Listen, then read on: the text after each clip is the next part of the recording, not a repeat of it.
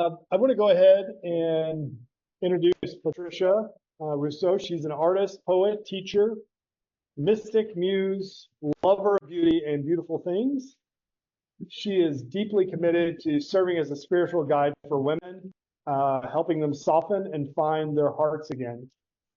She lives with her new husband in Paris and curates spiritual pilgrimages there, women's circles, as well as self-guided work for women.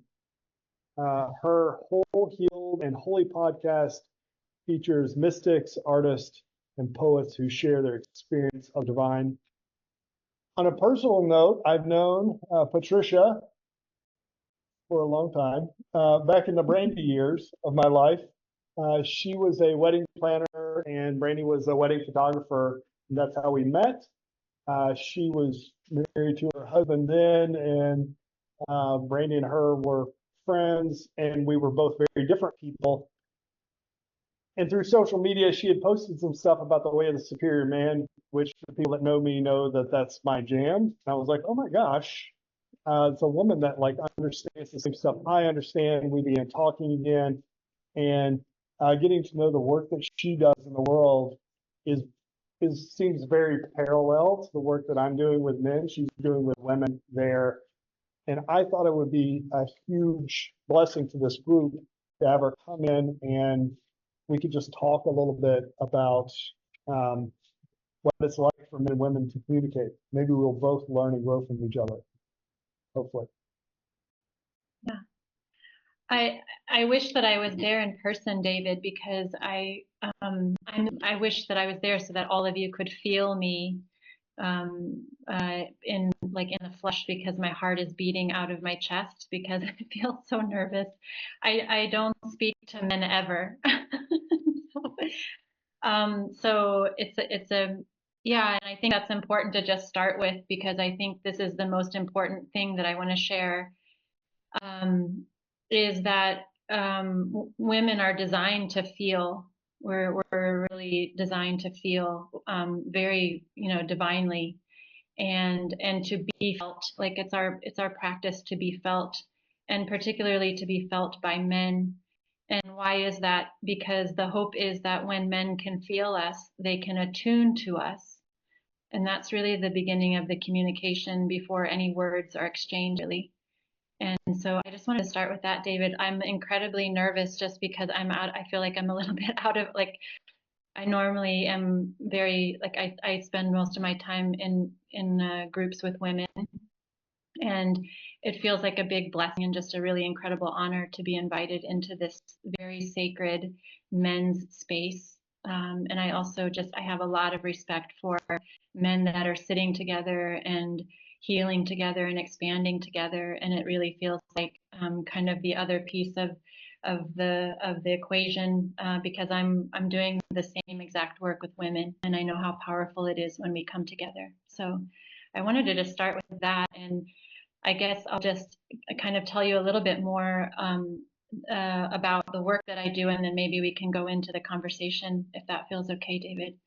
I really just want to start by saying that the work that I do with women is really intentional work. Women come to me with a deep desire to be more in their feminine, to be leading with their feminine energy, and to be in deep love and respect with men who are in their masculine and who are leading from this masculine place.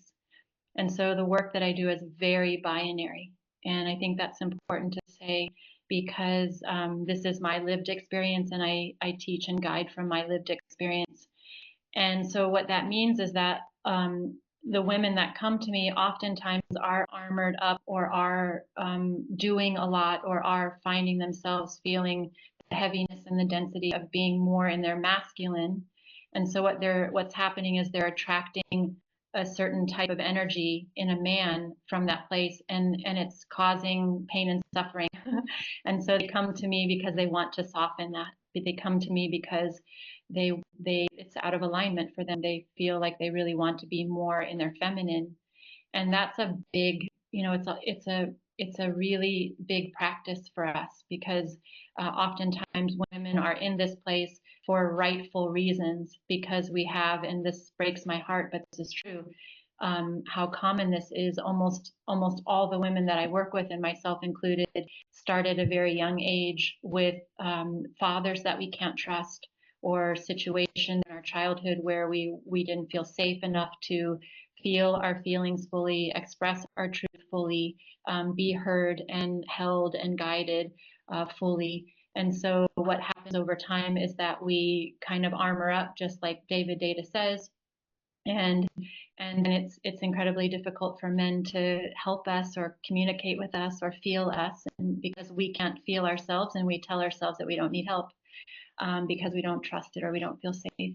So my work, and I feel deeply called to do this, my work is to help women to kind of come out of this armor, to like unarmor themselves and move from their minds into their hearts. And our sole purpose for doing this is because we really have a deep desire to be really respecting and loving men who are in their masculine. So I wanted to start with that just because I think that's that's really who I am and what I do, and I think it's important to name that before we have the conversation.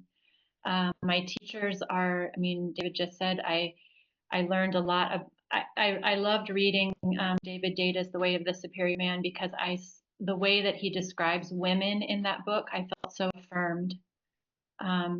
So that was the first reason. It was like being a fly on the wall. I was reading the book and what is he teaching men about women, and everything, not everything, but most of the things that he said, I just thought, wow, that's me. And I didn't know that there could be a man that could understand me so fully. So I really loved that. And then I teach also the book, his other book, Dear Lover, is another book that I use for women. And it's a book that he wrote for women, a series of love letters from the divine masculine to the divine feminine. And if you're married, I highly recommend that you softly put this book in the way of your wife because it's a really gorgeous book. Yeah, that's I guess I think I'll start there, David, and then maybe we can move into the conversation from there. Thank you. I feel weird that you can't see me on the screen, but I'm here on the bottom. I'm close to the microphone on my computer. Okay. So thank you. Thank you for the introduction. I think that helps. What are some of the differences as you understand it between how men and women communicate? Yeah. And I forgot one little caveat. I'm just one woman. I guess that goes without saying, but I just want to say I'm not speaking for all women. Yeah, You're speaking for all women now. As far as we're concerned, you represent all everywhere. Yeah, I just don't want to get in trouble with anybody's partner or wife. So I'm only speaking for one woman, and I'm 53, so I've been on the planet for a long time, and I've made the same mistakes over and over again, and I feel I can speak to some degree of certainty, and I also have helped so many women. There's a great book called The Queen's Code, and the author is Alison Armstrong. This is an incredible book. If you do nothing else, if you suggest nothing else for your wife or your partner in terms of how to understand each other better, this is the top recommendation that I have. In this book, the whole book is filled with facts about men, and it helps women to understand men. We are obviously biologically different, but I'll give you just one example that might help to illustrate this. The way that brains work is very different. Men have a single focus brain, and women have a diffused focus brain. And also I just want to say, I think also what's really paramount around the work that I do is that I do this work. The prerequisite of the work that I do with women is that I require them to honor their own inner masculine.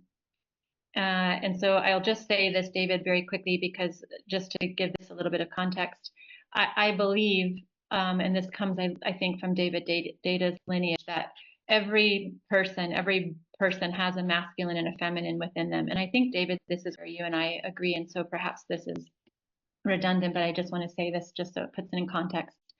It's important for women to drop into their own masculine and find a way to be grateful, find a way to honor him, find a way to respect this part of ourselves, because it's from that lens that we can see men in the world. And so if a woman hasn't done this work, then it's quite possible that she will look at men with a certain lens or in a certain way. And oftentimes that is through a wounded lens or through a lens of past imprint like Papa or brothers or maybe even a traumatic experience that she had with another man. And so we do this very deeply healing work where we come into our own inner masculine and we heal that part of us and we exalt or honor that part of us.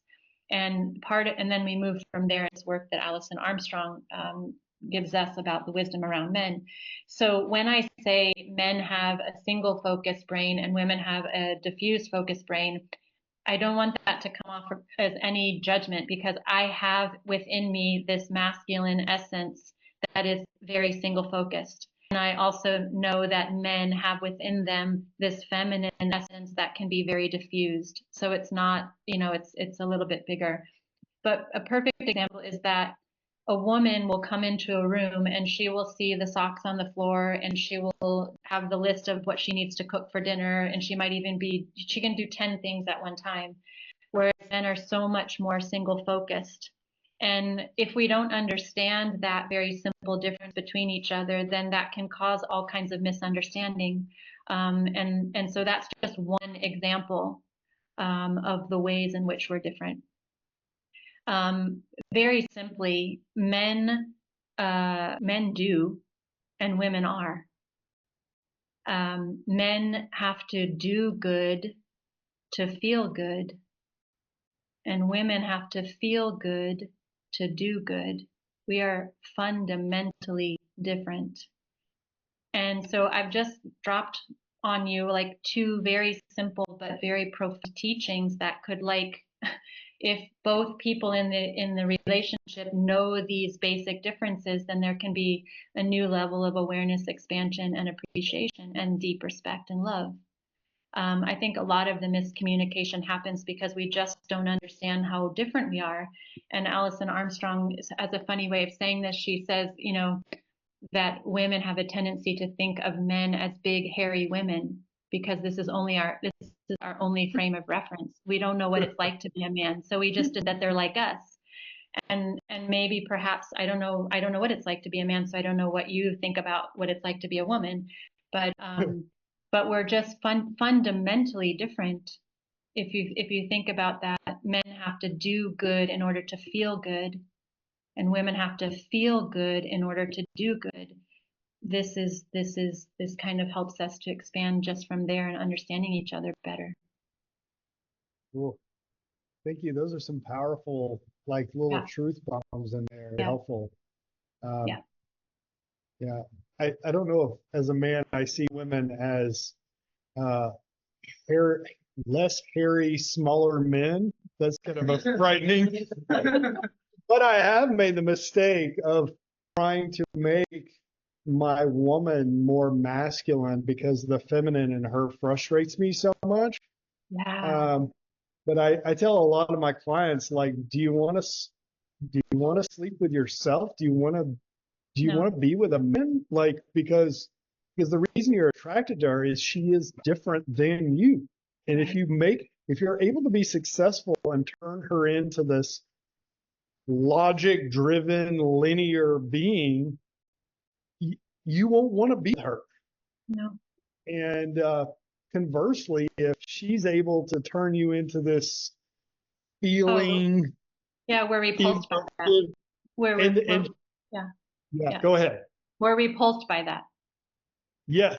No, but so both men will, I know that because the part of the failure of my first marriage is me trying to please my wife by giving her what she said she wanted, but what she wanted was not at all. She wants that in a woman, actually, but me as a man, she wants me to be a man. And And that pull between attraction and affection, uh, do you have, how do you, I know how I see it, like as you move, as both parties move between the masculine and feminine, how do you see these things interrelated in your connection with men? Yeah, I mean, connection with men, and there's a difference between connection with men and connection with men in partnership, right? It's like, so Yeah. can we just make that distinction? Because I think it's more interesting to talk about the connection with men in partnership when there's a partnership. Um, yeah, well, the dance, it is a dance, and I think first you have to map yourself in your own relationship. Where are you in your own relationship with this dance? Let's assume that you agree to the law of polarity, that you each have these two energies within you. So then that means that at any given moment you can be in, somebody do the math, like you can be in four different equations of this dance, right? You can be both in your masculine, you can be both in your feminine, or I guess it would be three. Oh no, it would be four. The man can be in his feminine and the woman can be in her masculine, or the woman can be in her feminine. You know, you get it. You have four possibilities. And so that's the first step, I think, David. It's like, first, can you map yourself in your own relationship? And do you have a sense, and David and we've talked about this, like, I think it would be really powerful for men to do a little bit of work on what does their own feminine feel like? You know, what does the feeler in you feel like? What is what is your being? What is the devotional part of you? What is the artist part of you? What is all the things that we think of, the chaotic part of you? Yeah, what do you have a sense of that part of you? And do you offer that part of you into your relationship or not? And that's because there's no one size fits all. That's the beauty of it. It's so dynamic. We're talking about energy here.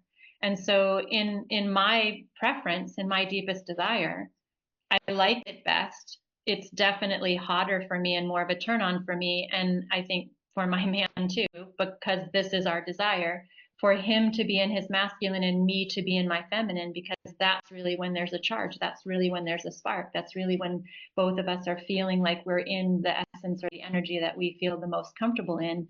And this is really when intimacy, and when I think when the men that I'm attracted to are really in their purpose and feeling needed and feeling like they're providing and feeling, all the things that they're feeling.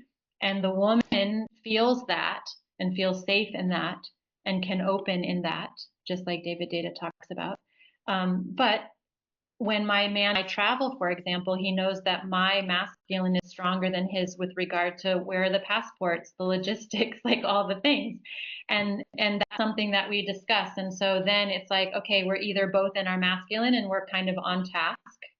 Or he said we have this agreement that it's something that I'm better at. And so there's a discussion.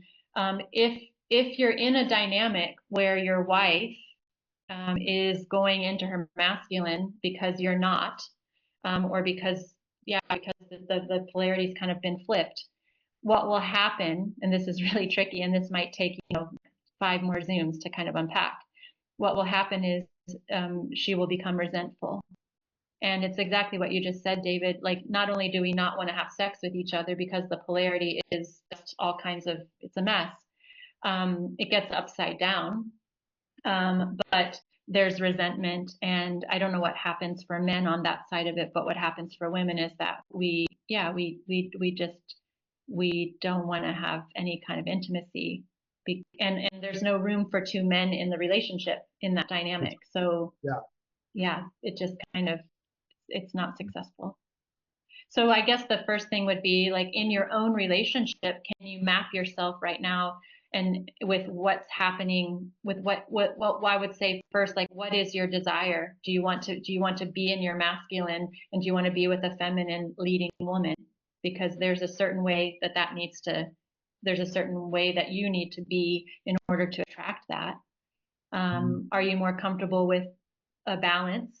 Yeah, I mean, I think first thing is to map where you are. because it's not one size fits all. Am I Yeah. speaking to full of men who feel most comfortable being more in their masculine and want to be in deep love and relationship with women who are mostly in their feminine? That's the question. Yes. Is that a yes? Yeah, that was a strong yes. Yeah. Okay, I, that's beautiful. I love that because then I can really speak to you. I don't want to leave anybody out. Yeah, then it's very important that you hold the masculine form for her as often as possible. can you describe as a woman, what that looks like when you see that in your man? Yeah, I mean, it comes across in various ways. He's biting, he's attuning, so he's tuned in to me. He oftentimes knows what I need before I need it, or he'll ask me, he'll sense something and he'll ask me, "Are you okay?" Or what do you need? So he's attuning to me. Um, there's another kind of truth bomb is I think men have a kind of really want to be respected by their women, and women don't really want to be respected by their men. Guess what we want? That's the equivalent to respect. We want to be cherished. So Yeah. men want to be respected and women want to be cherished. It's another fundamental difference. If you find that you're wanting to respect your woman, that's kind of more of a masculine feeling. There's a nuance to this too, of course. But when I say to you, what does it feel like for you, or what is the doing for you around cherishing your woman? Can you sense how different that is? Yeah. So yeah, I think also he's listening to me. He's creating the container. My teacher says like masculine's job is to create the container and the woman's job, the feminine's job is to animate that container. So you think of a home, it's like kind of the man's job to, provide the home perhaps, and the woman, the feminine, kind of animates the space. And this is the dance, this is the sacred dance that we have. This is the co-creating that happens. This is the polarity that happens. And I feel, and you can tell me, if I'm wrong, because I'm just going on my teachers and my own experience.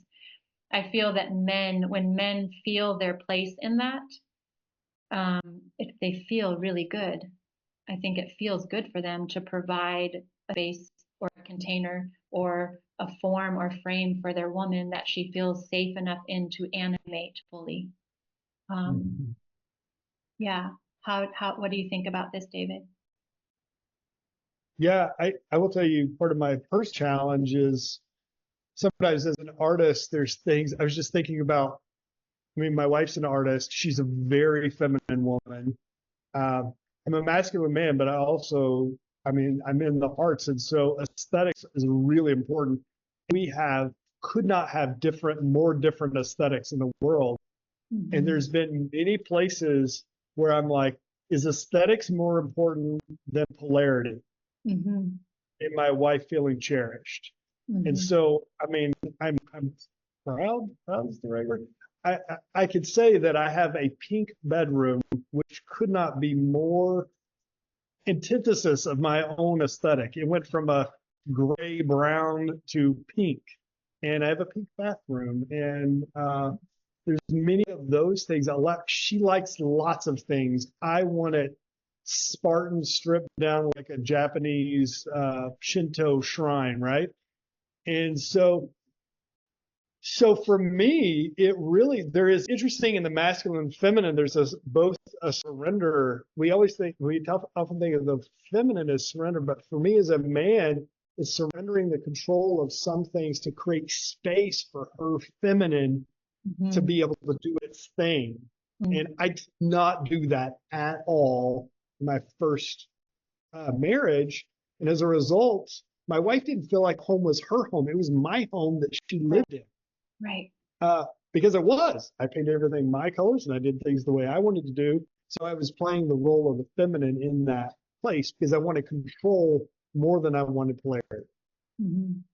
Yeah, this is a really powerful, what you're saying. It just feels so good in my body when the man can, have the foresight to see the bigger picture. Like what's really important here is um, maintaining maintaining the polarity in the relationship and understanding what that will provide for you. What happens when you maintain the polarity in your relationship, and wanting to choose that over these other things. My gosh, I also think that as women, we have some responsibility to like really respect our men and really, I mean, ideally we want to be living in a co-living unit. This is my current battle with my husband because I moved Yes. into his apartment of 20 years.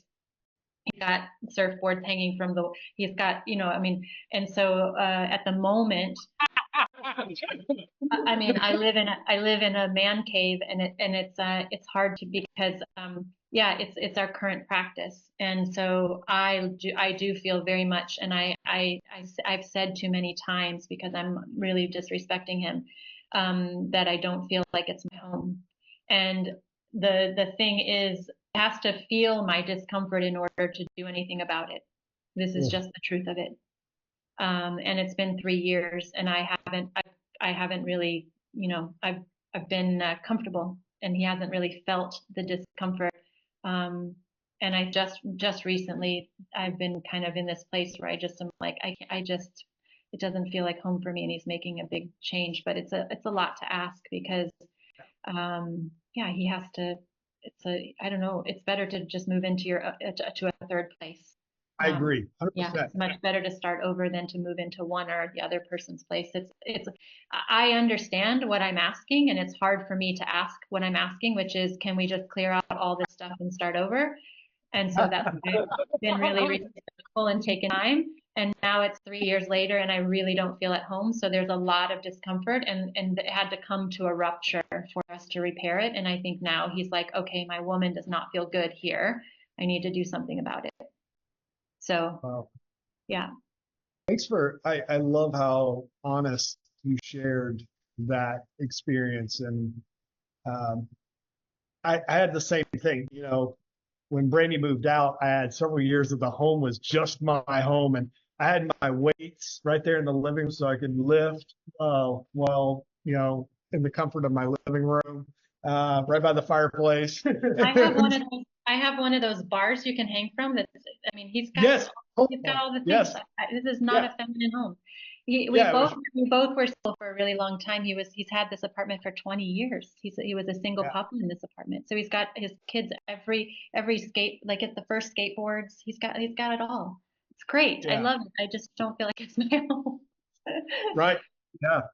So I have a question that one of the guys posed. It's a little bit of a shift. How do you know when a woman is coming from her shadow, and how do I handle that in a graceful way? Mm. Yeah.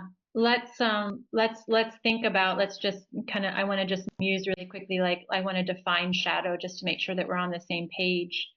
When you say shadow, does that mean like anything that she's not proud of? Like, are we talking about like rage? Are we talking about shame? Are we talking about disrespect? Like, what are we talking about when we say shadow? Can I get a little When clearer? your question, where are you going?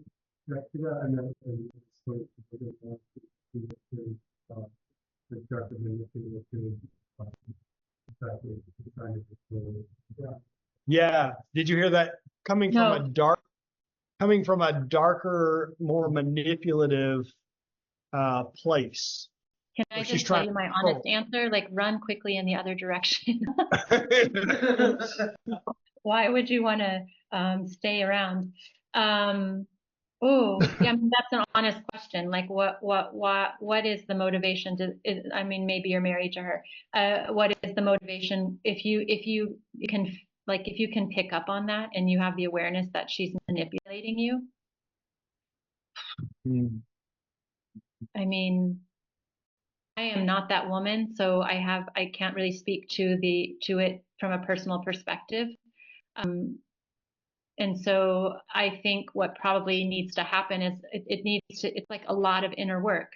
When a woman is trying to manipulate a man, it means that she doesn't feel safe. Yeah. She doesn't trust you. She probably doesn't doesn't trust herself. There's probably some sort of insecurity around something.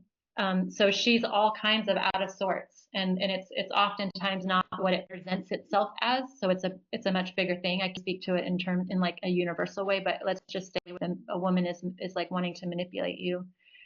I mean, the beauty of men is that you have this sword of truth.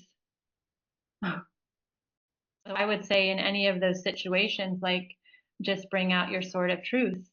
And I would like look at this woman and say, I think you're trying to manipulate me. How does that feel for you?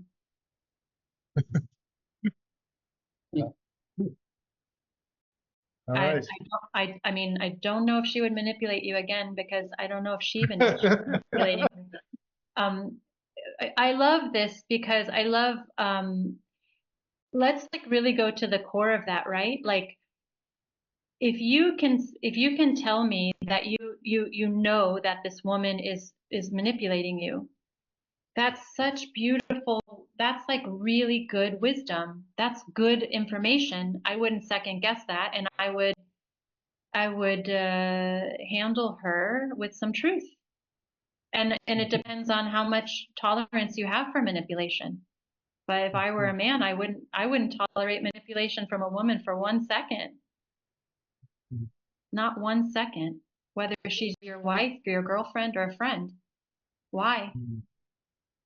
It's her, you know, women who are manipulating men. I don't know about that. I have very little tolerance for that. Tolerance for that. I feel like you made all the men, well, maybe it's just me, many of the men in the room are like, oh yeah, you're a woman just called out our masculine to be more masculine in that moment. Absolutely. And I would argue that probably some women who are misbehaving, let's just call it and put it in a like lump it into a whole thing. I would say that they're probably doing exactly what David Data says in his Way of the Superior Man, and they're testing you. And when you let her get away with it, you fail the test. Yeah. That's right from David Data. And the better the woman, the more she tests you, he says. Sorry. I wish it, can you see all the people? I don't know if you could hear there was all this sort of groans and mumbling and chatter whenever you said that. They need to make upper stickers. I didn't hear the end. The end was it the more she manipulates you, the what? The more she tests you. The better the woman, the more she will test you. Yeah. Oh, gotcha. Higher quality woman will test you more. Yeah, and it's because the better the woman, the better. I mean, I get into trouble when I say this, but I think I can say this here. Like we're talking about quality men and quality women. Look at you. This is a room of quality men. You're working on yourselves. Like you don't want to be with a woman who's not meeting you there. And so if you're doing this work, chances are you're going to attract a quality woman, a woman who is also aware and also doing her own work. And then she wants to be with a masculine man who is living his best life, doing his best work on purpose, providing a lot of things. And if she sees you're not doing that, she'll test you. And this is really what we need kind of in this relationship, because I think women inspire men to be better. Yeah. So it's, yeah. What inspired that question for you? That somebody in capacity. So Glendon was saying what inspired him in that question was the difference between testing and this like, yeah, this is like a dark woman that's got some issues. Like, how do you define the difference between the two? Well, I mean, as a man, I think, I don't know, but I would imagine as a man, well, the question would be, when it happened to you, could you discern in your own gnosis, could you discern in yourself what was happening? Could you discern whether it was a test or manipulation? Did you feel manipulated? What can we tell about response? If we respond in the way that they respond to that, if there's a certain test. Will you say you just come up here and like, Thank you. Thank you. I wish I could hear. Yeah, I wish I could hear. The refinement here is so the advice is when faced with that to respond in the masculine, right? Truth, right? Yes. To call that out or to in some other way respond in the masculine. Absolutely. And the follow-on question then would be, is there something about the response of the woman in those situations when you respond in the masculine that is also discerning between manipulation in a test?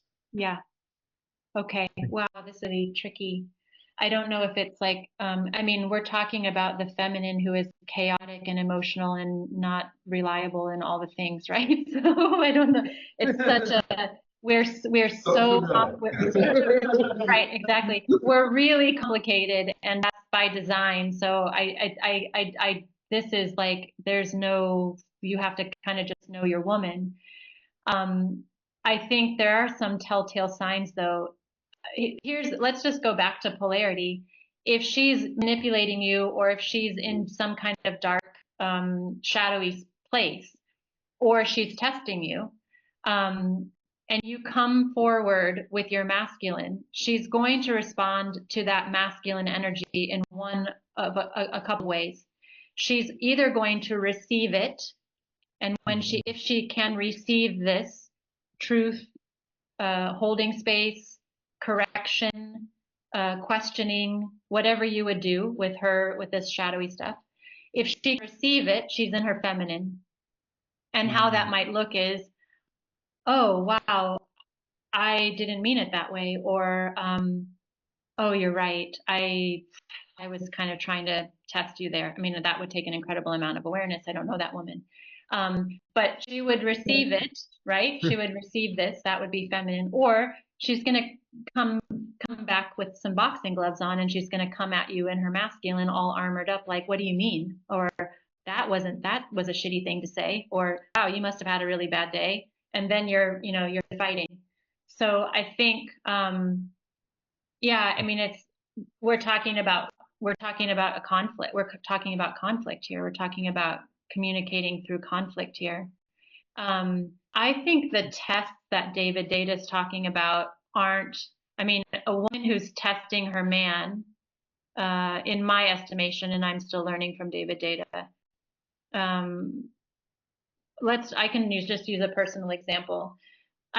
Perhaps I am kind of testing my man to see if he will do something about this apartment. That's a test. So can you feel the flavor of that test? It's like, I want to be in a house that I can animate. I know he can provide the house that I can animate. And so it's like, I don't call it a test, but it's like I'm challenging him in that way so that we can rise in this together. That's how I see David Data's testing.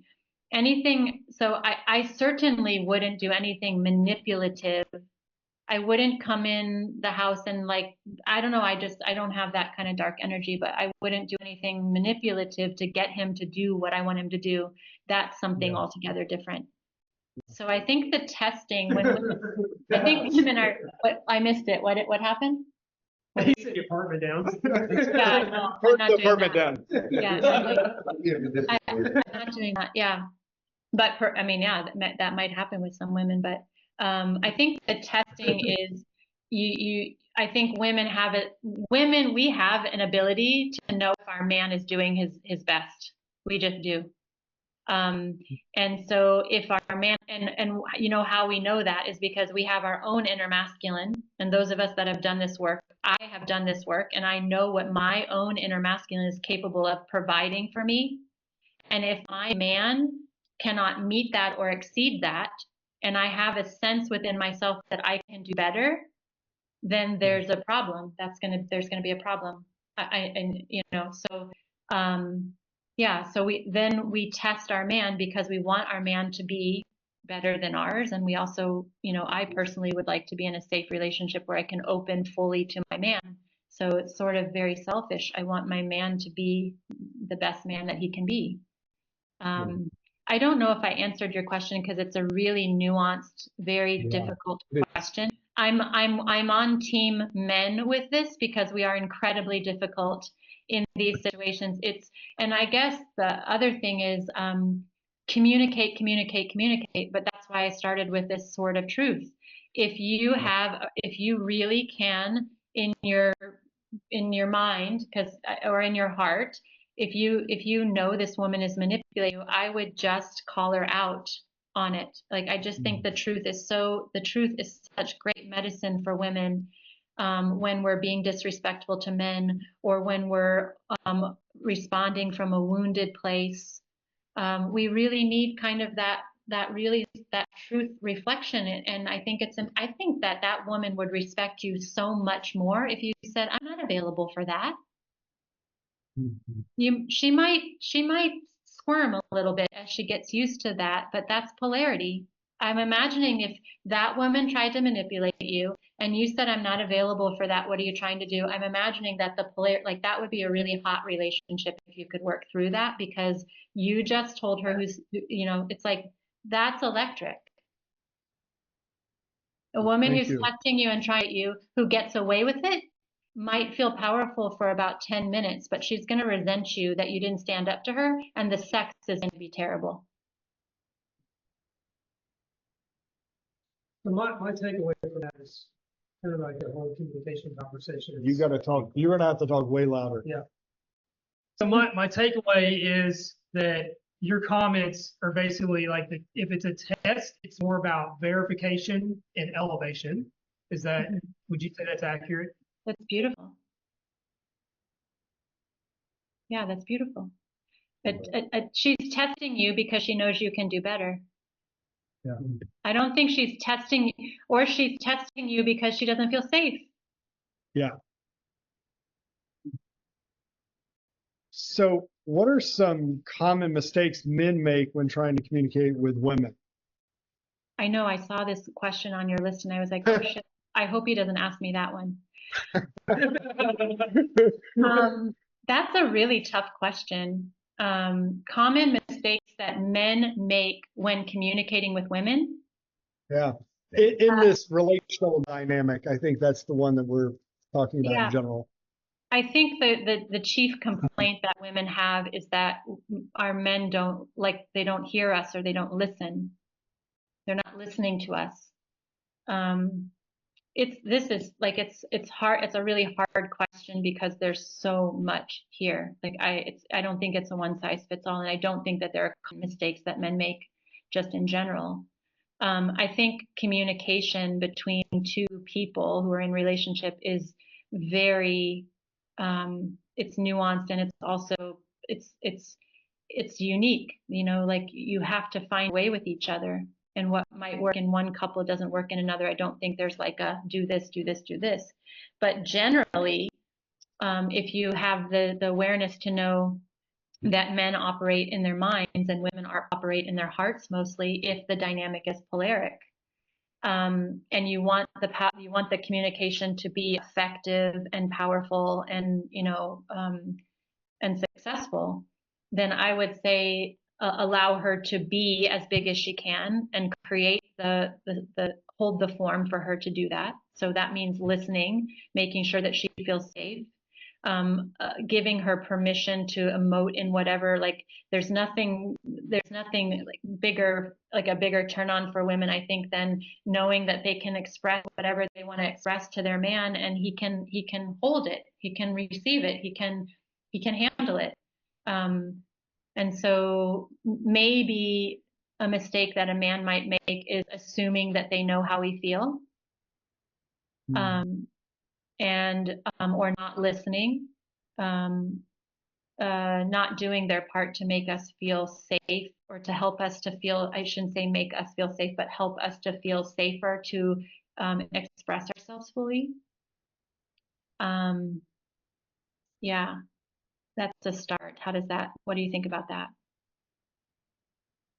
Well, we had several conversations earlier today about being able to hold space and have conscious communications, even when there's conflict. And I always use this. I shared this earlier today about putting on my armor. It's a mirrored armor. where she can say whatever she wants to say, and I can hold that space and just reflect it back to her. She's heard. I don't have to agree with it. I don't have to defend myself. She can't penetrate that. And there's something that it's taken a lot of practice to be able to do that effectively, but it seems to really amplify the polarity, what you're talking about in our relationship. She feels like she trusts me more because I can hold that space, and she can be out of her mind, and I won't hold her to it. I can allow it to release it. She feels safer. And then when she feels safer, the testing goes way down. Totally. The testing and the manipulation well, we're testing because we don't feel safe. We're testing because we don't feel safe. Yeah, I love this, David, and I think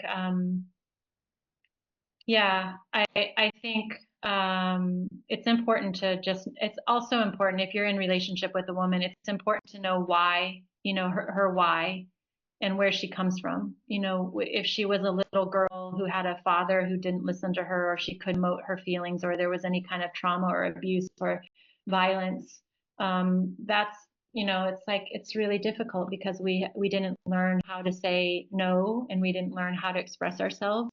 And so it takes time for us to trust our man. I'll tell you what the worst thing that you could say if you're having one of these, like a conflict with a woman, probably, in my opinion, this is just my personal opinion, the worst thing that you could say when she's coming at you with all this emotion and kind of telling you, you're having like a tough conversation, would be for you to say anything from your feminine, like, yeah, that happened to me too, or I feel that way too, or you did that to me too yesterday, because then you're just two women having an argument.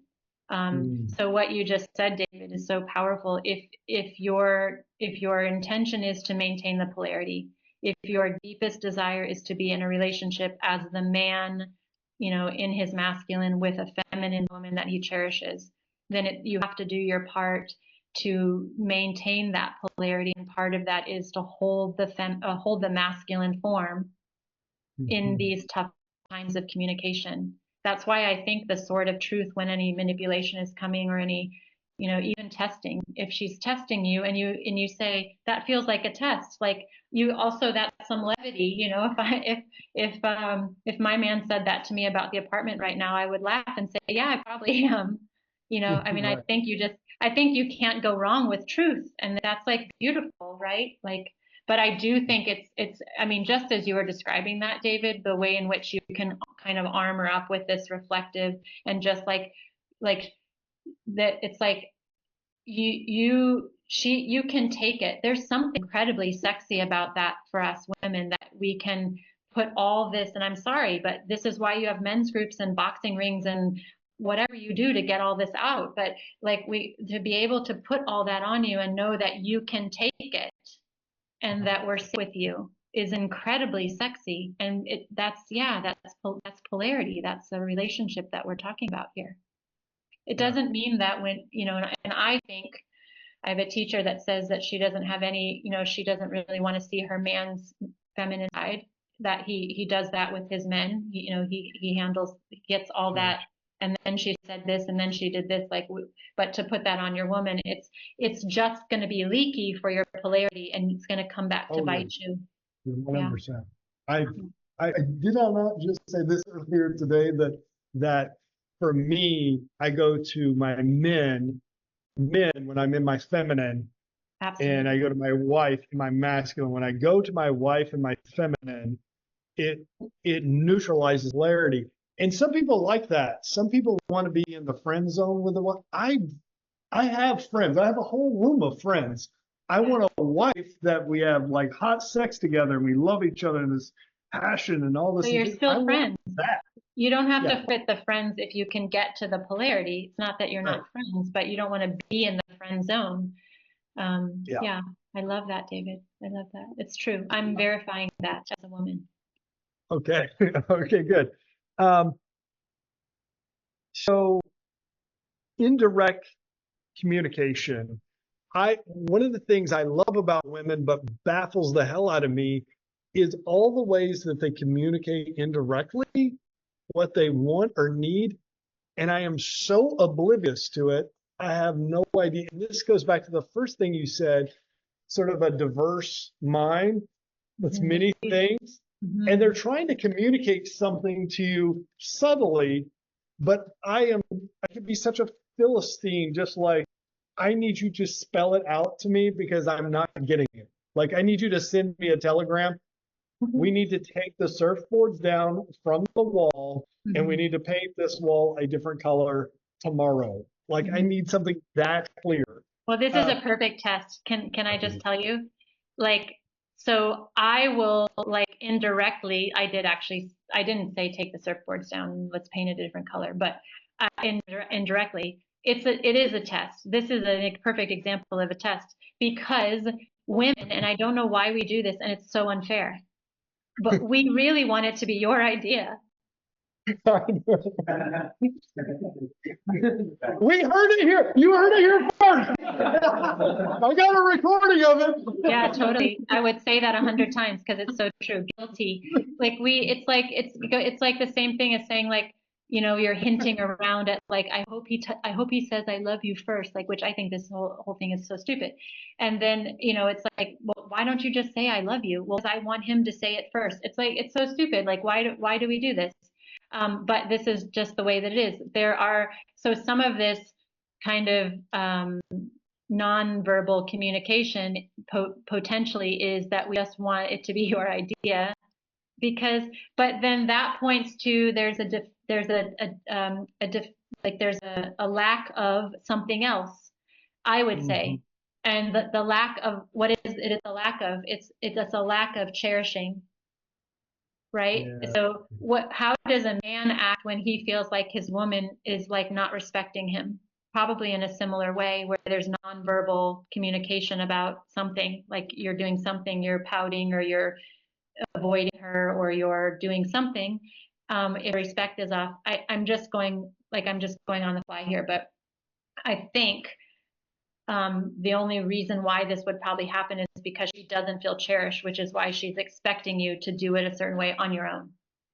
But anyway, all of this is just crazy because we could just be communicating with each other honestly and just saying, but we don't do that because we really want it to be your idea. Wow. When you were talking, go ahead. I'm so sorry. No, I'm finished, I think. Yeah. One of the things that I heard you say at the very beginning is taking the time to attune to her. And it just connected with me is that maybe one of the reasons I'm not picking up on the indirect cues is because I can be so direct and linear focused, like on this purpose, and I can sometimes not fully connect in with her. And so I'm not picking up on these indirect cues, whereas men just tell me what I need to hear and we can get it taken care of. She's giving me a whole bunch of hints and I am blind to it because maybe I'm not taking the time to connect in with her and attune with her. Totally. Where it's Mars and Venus. So then the question is, it's an honest question, do you want to take the time to tune into your woman? And sometimes you don't have the time. So, but it goes back to the big question is, like, why are you doing this? It's because, well, you have a deep desire to be the man in the relationship. And then also because you know that if you do this, it will maintain the polarity. And what do you get when the relationship is polaric? So it's like, and if there's enough awareness in the relationship, so if your woman is doing this work and feels this way, and you are doing this work and you feel this way, then you both are fighting for the relationship to stay polaric. It doesn't mean that it's going to be perfect because we are human and things happen, but at least that's kind of always the checks and balance here. It's like, kind of like I said, like, I'm gonna forfeit my thoughts on the pink bedroom because I'm more interested in the bigger thing. Yeah. Well, thank you for that encouragement at the end, because I was thinking of all the things that I've done wrong in the course of my multiple relationships. One of the things I do love about the feminine is there's always another chance to make a different choice, right? and it seems like in a different way that men can get very black and white and sort of cut this off, and the feminine will they'll give you another chance to make a better decision, and that continues. I love that grace. So we're here.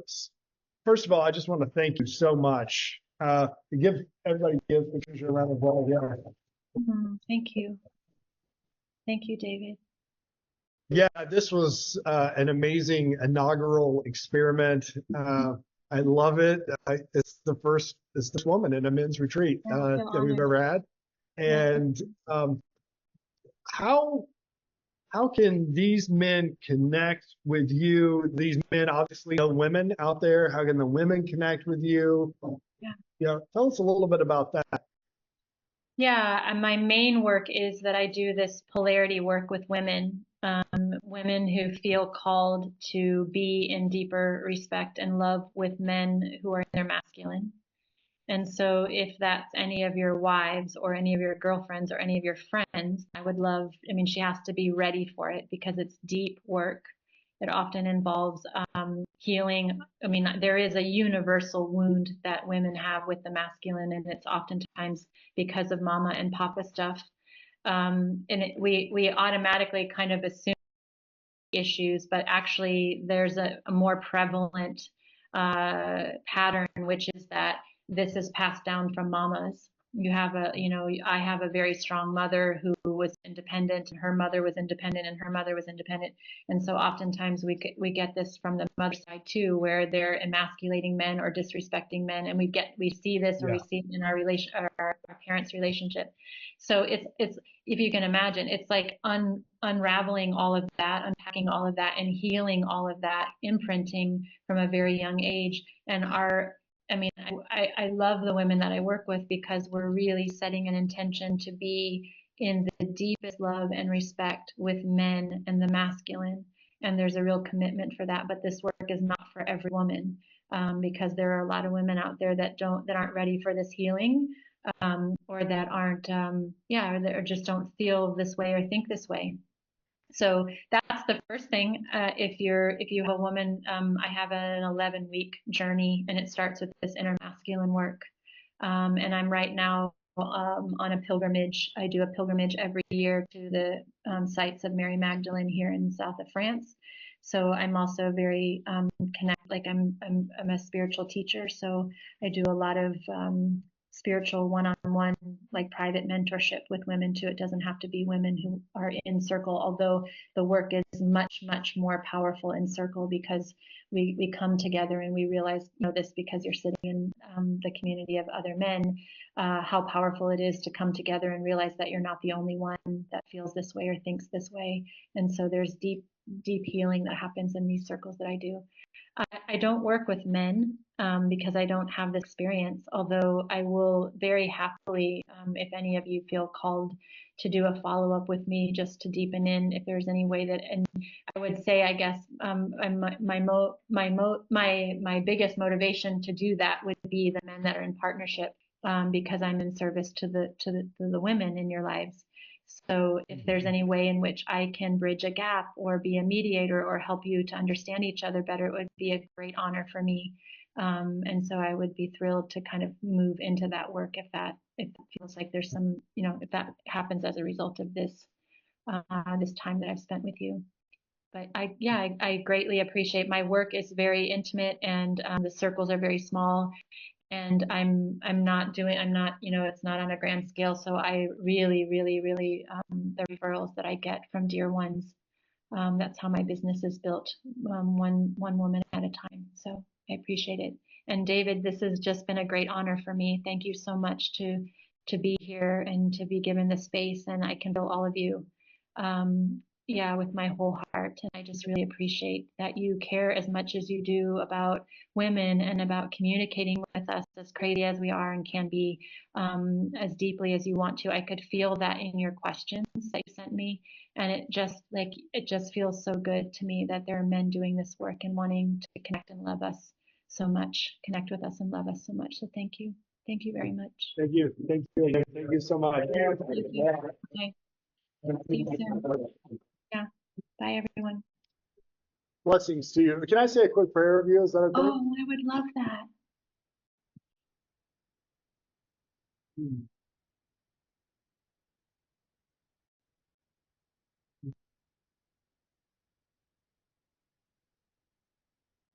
We just thank you for Patricia and the heart-centered work that she's doing. Even though she's in France, that she's touched us here in this little cabin in Indiana, and our willingness to serve in the midst of all the things that are going on in her life. We just pray that you continue to use her as your heart and hands in the healing and transformation of the world. And as she continues to graciously pour out her love, generosity, wisdom that return back to her tenfold, we ask these things in full faith. Amen.